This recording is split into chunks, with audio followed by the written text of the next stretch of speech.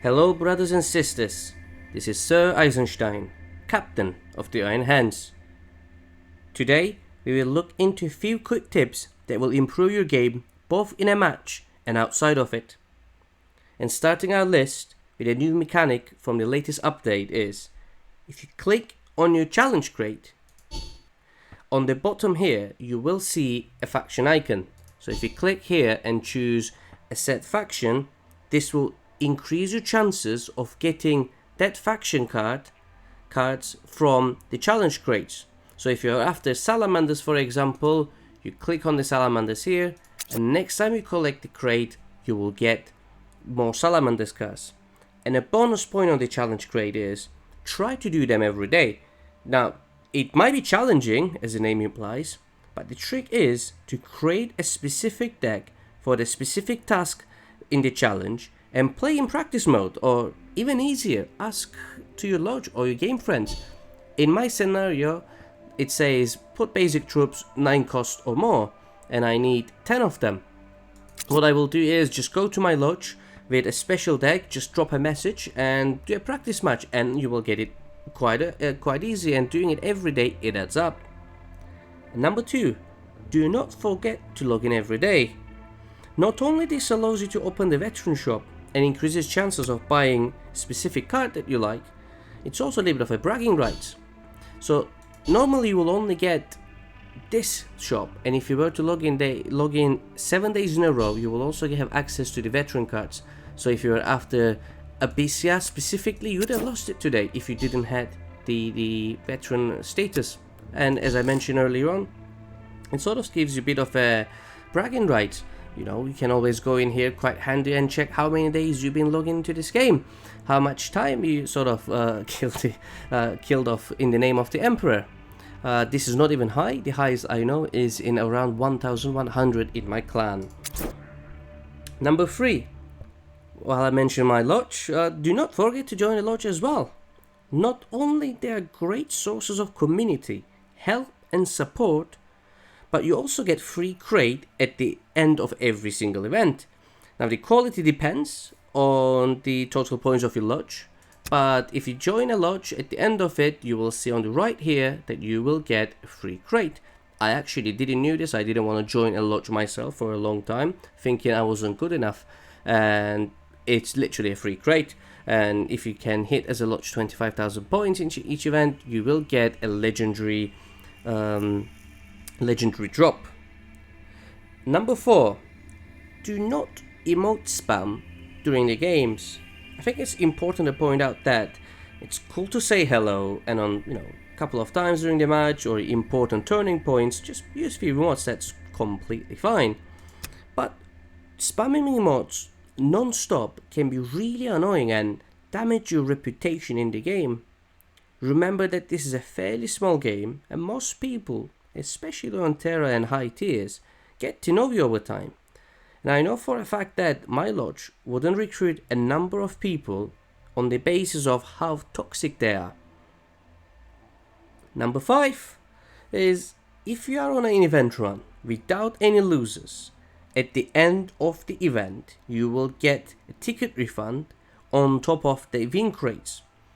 For example, if you have 5 wins, 0 losses, and the event is about to be finished, or you don't want to play anymore, or you just want to leave it there, you will get your ticket back, plus 5 win crate, plus a lodge performance at the end of the event.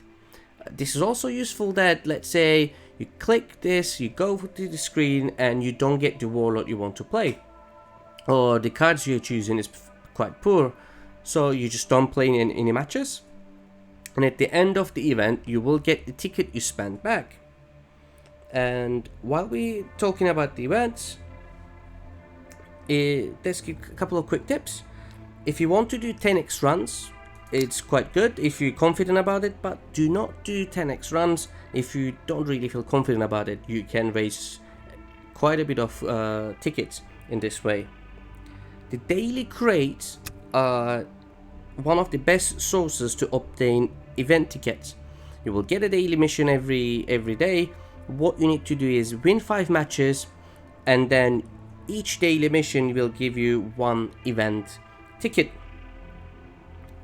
And if you get 12 wins at an event, you will get a ticket refund in your crate for every 12th win. So if you do this 10x and you get to win 12 times in the event, then in your legendary crate, not only are you getting all the good cards, but each crate will also give you your ticket back. So it will work out that you never spent tickets and got all the goodies. Number 7 is know your power timings. And what I mean by that is, some warlords and decks are geared towards late game and some of them to the early game. A good way of judging when your deck is strong is to go to your deck card section and click on this eye icon next to the name. In the right bottom, it gives you a breakdown, and it's actually a good insights, very valuable insight on how your deck will perform at different stages in the game. So in this comparison Vulcan, if you look at it, it's quite balanced. I know I'm gonna do a decent job in the mid game and towards the late game as well, and it's quite balanced in that regard. If you go, for example, the Karn here, and you do the same thing, and knowing the Warlord's ability as well, you know that the deck is going to be quite fast, so you will try to finish the game early on. And vice versa, if you were facing Karn, you will know that it's trying to rush you, so you want to play accordingly in the each section of the match. Number 8 is beware of your troop positioning during a match and adjust accordingly to your deck and your opponent. What I mean by that is, if you were playing against, let's say, Mortarion, you will want to put your troops in this matter. Because if you were to put the 1 energy facade in infantry next to the valuable one, it could have actually used a 7 energy removal and poisoned this one here. Yes, you would have dealt damage, but you would have lost the troop as well. This is just for illustration. And per se, if you are against Night Houses, you wouldn't want to do this, as their 4 energy flame cannon deals damage to your warlord and the adjacent units. So what you want to do then is take this one and put it right next to here, so you know that the abilities or tactics won't do the full performance. And number 9 is, if you are after a specific neutral card but not sure which crate to buy to get it, is to click on the card itself, so let's say the drilling site here, and look at the icon behind it. This drawing here will give you indication which crate that card will belong to. It's especially useful for the neutral cards. So drilling site, for example, here, it will be from the cult update. If you go, for example, to Forbidden Protocols, this one will be the Caliban crate. Click on this one and you can see this is from the base. Quite useful if you're after specific neutral cards but you basically never got them in the crate. And lastly, have fun. This is a game after all, and if you're not enjoying it, don't stress over so you won't burn out from the game altogether. Give a break, change your deck, or reach out to community for help. Don't forget, if you want me to have a look to your decks, or have specific questions or video requests, I'm always happy to help, and you can reach me at my personal Discord channel. Address is in the description. Now please don't forget to drop a like and subscribe. I really appreciate it. It motivates me to record more videos. Until next time, stay safe and the Emperor protects.